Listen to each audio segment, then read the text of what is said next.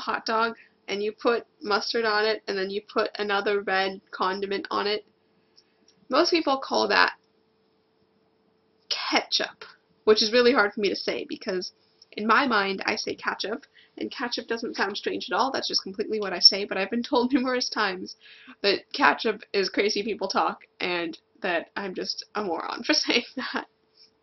But I find it interesting the way that we develop how we speak, and given that I had a lisp and kind of speech issues when I was younger, there are still some words that I struggle to pronounce, and I do know that when I was little I couldn't pronounce Rachel, and so I called myself Zuzzy.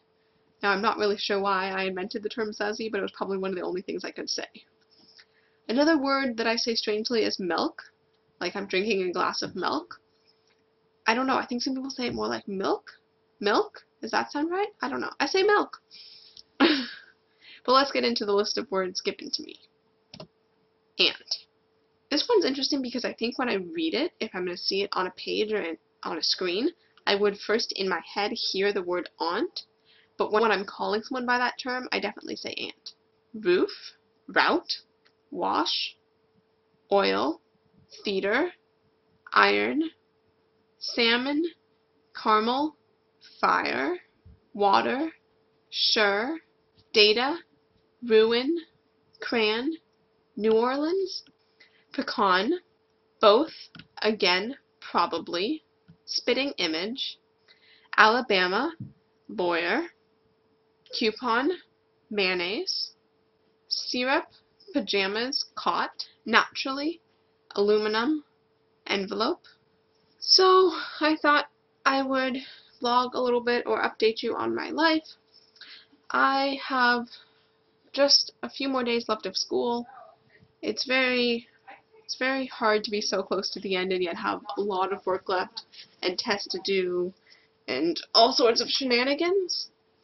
I am literally 20 minutes from finishing the end of season 3 of Buffy, and I'm kind of freaking out a little bit, and I don't know what's going to happen, and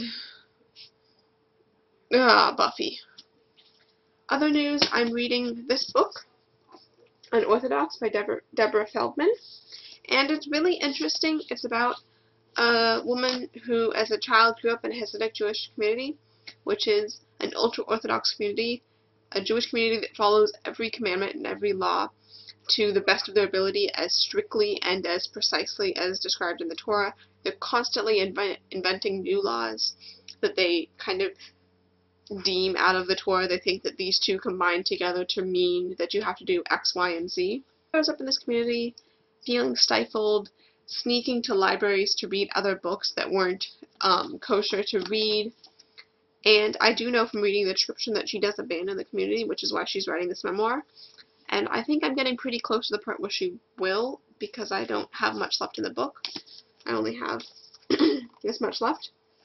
But I'm really curious to find out what the final straw is. What's the last thing that will make her push her over the edge and convince her to leave. And Grace, I'll see you tomorrow.